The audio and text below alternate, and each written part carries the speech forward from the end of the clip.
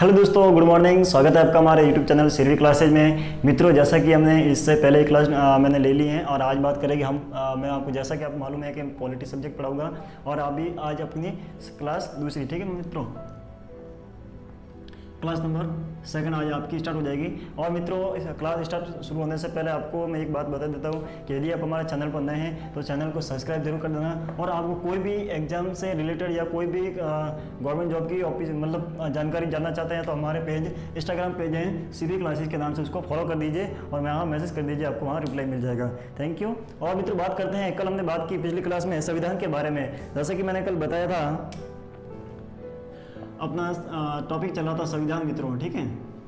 और संविधान में मैंने कल एक बार 2 मिनट में आपको रिवीजन करा देता हूँ कि कल मैंने एक प्रश्न पूछा था आपको कि जिस देश में संविधान होता है उस देश में संविधानवाद होना भी जरूरी है या नहीं। तो ये कोई जरूरी नहीं होता है कि जिस देश में संविधान है उस देश में संविधानवाद होना कोई जरूरी नहीं है। दूसरा मैंने प्रश्न आपसे पूछा था कि भारत का संविधान कैसा है। तो भारत का संविधान मैंने आपको एक लाइन में आंसर बताया था कि भारत का संविधान सरल और जटिल दोनों संविधान मिश्रित संविधान है, या कह सकते हैं कि लचीला और जटिल या लचीला या कठोर संविधान और मिश्रित संविधान है भारत का, ठीक है। तीसरा प्रश्न मैंने पूछा था कि भारत के संविधान में संशोधन की प्रक्रिया कितने प्रकार से भारत के संविधान में संशोधन किया जा सकता है, ठीक है मित्रों। तो भारत के संविधान में संशोधन 3 प्रकार से किया जा सकता है, उसके बारे में आज मैं पूरी की पूरी जानकारी के पूरा बात करेंगे, ठीक है मित्रों। तो सबसे पहले बात करते हैं भारत के संविधान में संशोधन की प्रक्रिया। तो मित्र, जानते हैं कि कल मैंने बताया था और आज उसी वहीं से वापस टॉपिक स्टार्ट करते हैं कि मैंने बताया था कि भारत में संविधान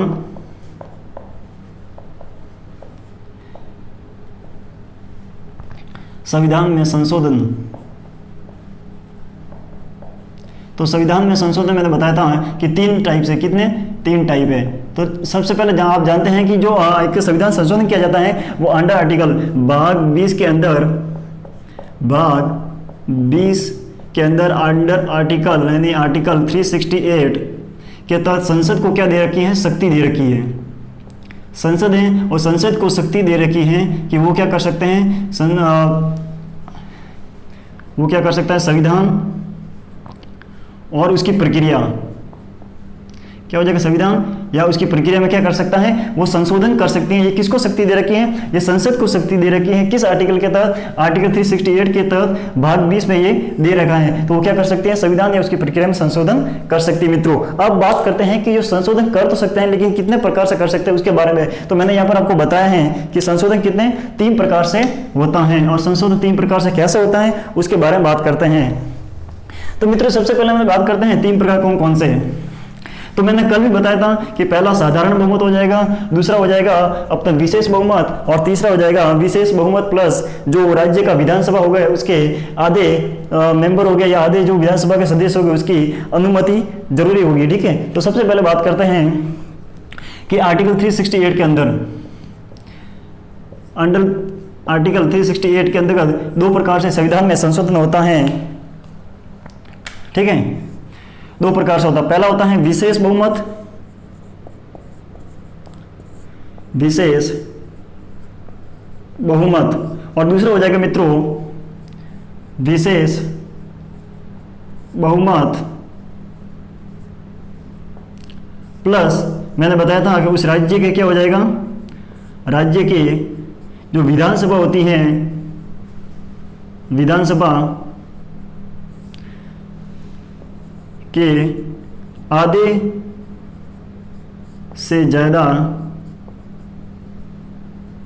आधे से ज्यादा का क्या सही है, अनुसमर्थन, ठीक है मित्रों, यानी समर्थन चाहिए, ठीक है। ये बात ध्यान रखना है कि समर्थन चाहिए। आधे से ज्यादा जो विधानसभा के जो राज्य के जो आधे विधानसभा होगी उसके आधे जो मेंबर होंगे उसका क्या अनुसमर्थन चाहिए और विशेष मेजोरिटी के आधार पर क्या होगा, आपको संशोधन करना होगा। अब बात करते हैं तीसरा क्या हो जाएगा मित्रों, तीसरा हो जाएगा एक जिसे बात की थी कल कि साधारण बहुमत के द्वारा, किसके, साधारण बहुमत के द्वारा। तो साधारण बहुमत के द्वारा, साधारण बहुमत, ठीक है मित्रों, साधारण बहुमत के द्वारा। तो अब साधारण बहुमत से आर्टिकल संविधान में ऐसे कौन कौन से भाग है जहां पर संशोधन कर सकते हैं? विशेष बहुमत प्लस राज्य के विधान परिषद या विधानसभा के आदेश राज्यों के अनुसमर्थन के आधार पर कौन से संविधान में भाग है वहां पर संशोधन कर सकते हैं। और हम बात करेंगे कि विशेष बहुमत के द्वारा कौन से जो संविधान में ऐसे भाग हैं या जो मतलब पार्ट है वहां पर हम क्या संविधान संशोधन कर सकते हैं, उनके बारे में बात करते हैं। तो सबसे पहले मैं बात करूंगा कि साधारण बहुमत के द्वारा। तो मित्रों साधारण बहुमत की बात करते हैं तो ये हो जाएगा अंडर आर्टिकल के, ये दो अंडर आर्टिकल के 367 के अंदर मतलब 368 के अंदर आ जाएगा। जबकि जो साधारण बहुमत होता है मित्रों वो 368 के अंदर नहीं आता है, 368 से बाहर आता है। तो सबसे साधारण बहुमत में कौन कौन सा, जैसा आर्टिकल 2 की बात करते हैं, article 3, article 11, article 124A1, article 169, ये जो आर्टिकल आपको अनुच्छेद दे रखे हैं उसमें क्या कर सकते हैं, साधारण बहुमत के द्वारा आप इसमें संशोधन कर सकते हैं। अब सबसे पहले आप जानेंगे आर्टिकल 2 क्या होता है, 3 क्या होता है, 11 क्या होता है, ये उनके बारे में पूरी की पूरी जानकारी दूंगा। ठीक है मित्रों, तो सबसे पहले बात करते हैं आर्टिकल 2 क्या है। तो आर्टिकल 2 का आप जानते हैं कि कोई मान लो नए राज्य हैं, भारत में जैसे राज्य हैं और राज्य को मान लो कोई नए राज्य का गठन किया जाता है। नए राज्य का मतलब जैसे पहले सिक्किम की बात करते हैं, सिक्किम और गोवा दो राज्य हैं जिसको क्या करते हैं बाद में इनको भारत में मिलाया गया है। तो जब इनको मिलाया जाता है तो उसमें अगर ऐसा मान लो कोई नए राज्यों का गठन किया जाता है तो नए राज्यों का गठन करने के लिए क्या होता है, साधारण बहुमत के द्वारा उसको शामिल कर लिया जाता है भारत के अंदर। उसके बाद बात करते हैं आर्टिकल 3। आर्टिकल 3 के अंदर क्या कहता है, ये भी राज्यों की बात करता है। तो राज्य के पुनर्गठन की बात करता है। राज्य के पुनर्गठन मान लो क्या होता है कि कोई नया राज्य जैसे कोई एक राज्य बना हुआ है, इस राज्य को टुकड़ा करके दो राज्य बना दिए गए, ठीक है, ए और बी। ठीक है, तो ये नए राज्य हो गए। इन राज्यों का पुनर्गठन करना या फिर इन राज्यों के क्या सीमाओं में परिवर्तन करना, ठीक है, सीमाओं में परिवर्तन कर दिया, सीमाओं में परिवर्तन कर दो या फिर उसमें कोई मान लो उसके क्षेत्र के आकार में परिवर्तन करना, तो ये जो प्रक्रिया होती है वो भी किसके तहत हो जाएगी, साधारण बहुमत के द्वारा की जाएगी। उसके बाद बात करते हैं आर्टिकल 11। तो आर्टिकल 11 क्या कहता है, नागरिकता, जो नागरिकता होती है सिटीजनशिप, उसकी नागरिकता किस व्यक्ति को नागरिकता देनी है और किसी व्यक्ति की नागरिकता वापस लेनी है, ये जो होता है वो भी एक साधारण बहुमत के द्वारा क्या होता है, ये बिल पास किया जाता है, साधारण बहुमत के द्वारा वो संशोधन किया जाता है। ये तो हो जाएगी मित्रों बात। अब जो आर्टिकल 124 आर्टिकल 169 वो आगे मैं जैसे भी पढ़ाऊंगा उसके बारे में पूरे का पूरी डिटेल से बात करूंगा, क्योंकि इसमें सबसे बड़ा लंबा प्रोसेस है। तो मैं आपको जैसे आगे क्लास लगेगी उसके अंदर पूरा का पूरा प्रोसेस करता जाऊँ। अभी आपको इतना समझना है कि साधारण बहुमत क्या होता है कि नॉर्मल जो है जैसे आर्टिकल 2 है, आर्टिकल 3, 11, 124, 169, इसमें क्या साधारण बहुमत के आधार पर क्या करते हैं, संशोधन कर सकते हैं। अब बात करते हैं कि विशेष बहुमत और राज्य की विधानसभा के लिए। और सबसे पहले बात करते हैं विशेष बहुमत। विशेष बहुमत क्या होता है, तो मैंने कल भी बताया था आपको मित्रों कि विशेष बहुमत होता है कि आपको क्या कम से कम 2/3 या 3/4 2/3 या 3/4 मेजोरिटी में होनी चाहिए। ठीक है, तो मेजोरिटी के आधार पर ही अभी इतना बहुमत होगा, उसके आधार पर ही आप क्या कर सकते हैं, उसमें संविधान में संशोधन कर सकते हैं। तो इसमें दो प्रोसेस है या दो भाग है जहां पर आप क्या कर सकते हैं, विशेष बहुमत के आधार पर ही आप इसमें संविधान में संशोधन कर सकते हैं। तो आप सभी जानते होंगे। तो सबसे पहला हो जाएगा अपना FR यानी कि फंडामेंटल राइट, दूसरा हो जाएगा DPSP यानी directive principle of state policy, राज्य के नीति निर्देशक तत्व और राज्य के मौलिक अधिकार।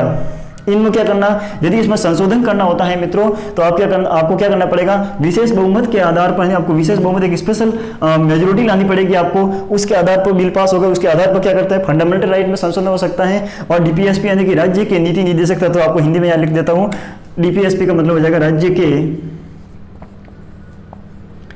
नीति निदेशक तत्व। ठीक है मित्रों, और ये हो जाएगा, यहाँ हो जाएगा मौलिक अधिकार। क्या हो जाएगा मित्रों, मौलिक अधिकार। तो आपको सिर्फ इतना ध्यान रखना है कि जो दो है मौलिक अधिकार और ये DPSP, इसमें अगर इसको ये प्रश्न एग्जाम में पूछा जाता है कि राज्य के मौलिक अधिकार या DPSP में आपको संशोधन करना है तो कौन से आधार पर या कौन से आधार पर आप क्या कर सकते हैं, संविधान में संशोधन कर सकते हैं। आपको ऑप्शन में दे रखा होगा साधारण बहुमत से या विशेष बहुमत प्लस राज्य की विधान सभा के आधे से अधिक सदस्यों का अनुसमर्थन से या फिर विशेष बहुमत से, ओनली विशेष बहुमत से। तो आपका यहाँ पर आंसर हो जाएगा विशेष बहुमत से। आपको क्या कर सकते हैं, मौलिक अधिकारों और मूल राज्य के नीति निर्देशक तत्वों में क्या कर सकते हैं, आप संशोधन कर सकते हैं। अब बात करते हैं विशेष बहुमत और राज्य के विधानसभा के आधे से ज्यादा राज्यों मतलब सदस्यों की अनुमति की आवश्यकता के आधार पर कौन कौन सा ऐसा जो भाग है वहां पर संशोधन कर सकते हैं। तो वो हो जाएगा, आपको बता देता हूं मैं, या मैं ऊपर लिख रहा हूं, यहाँ पर हो जाएगा, ये हो जाएगा यहाँ पर कि जैसा कि आप जानते हैं कि भारत का राष्ट्रपति, तो भारत के जो राष्ट्रपति होता है प्रेसिडेंट ऑफ इंडिया, मैं यहाँ शॉर्ट में लिख रहा हूँ प्रेसिडेंट ऑफ इंडिया यानी राष्ट्रपति भारत का, क्या हो जाएगा, भारत का राष्ट्रपति। तो भारत के राष्ट्रपति की कार्य प्रकृति या उसमें कोई भी उसका निर्वाचन होता है, निर्वाचन या उसकी प्रक्रिया में अगर कोई संशोधन करना है तो उसमें क्या करना पड़ेगा, हमें सबसे पहले उसकी विशेष बहुमत लाना पड़ेगा। विशेष बहुमत लाने के साथ उसमें क्या करना है, राज्य की विधानसभा के जो सदस्य उनका भी क्या होना, उसमें विधानसभा उसका भी उनकी अनुमति होनी चाहिए। अनुमति यानी कम से कम आधे जो सदस्य उनकी अनुमति जरूरी होती है, तभी वो क्या करते हैं, राष्ट्रपति की उसकी निर्वाचन में आप प्रक्रिया में उसका संशोधन कर सकते हैं। और बात कर सकते हैं जैसे संघ व राज्यों की जो कार्यकारिणी है उसमें संशोधन कर सकते हैं। तीसरा सुप्रीम कोर्ट और हाई कोर्ट है मित्रों, सुप्रीम कोर्ट हाई कोर्ट की सुप्रीम कोर्ट यानी हाई कोर्ट यानी कि उच्चतम न्यायालय और उच्च न्यायालय के कार्यकारी जो प्रक्रिया है उसमें भी क्या कर सकते हैं, इसमें संशोधन कर सकते हैं। तो इसमें संशोधन करने के लिए क्या हमें विशेष बहुमत पर राज्य की विधानसभा के जो आधे सदस्य उसकी अनुमति हमें चाहिए। अब बात करते हैं मित्रों, इतना समझ में आ चुका होगा। अगर आपको कोई समझ में नहीं आता है तो हमें कमेंट बॉक्स में जरूर बताइए, मैं आपको वहां पर आपको पूरा बता दूंगा। ठीक है मित्रों, अब हम कल अगले वाले टॉपिक एक थोड़ा सा जल्दी से मैं करा देता हूँ कि अगला वाला प्रश्न पूछा जाता है और आपको एक मिस अंडरस्टैंडिंग से क्या हो जाएगा, आपका क्वेश्चन गलत हो जाएगा।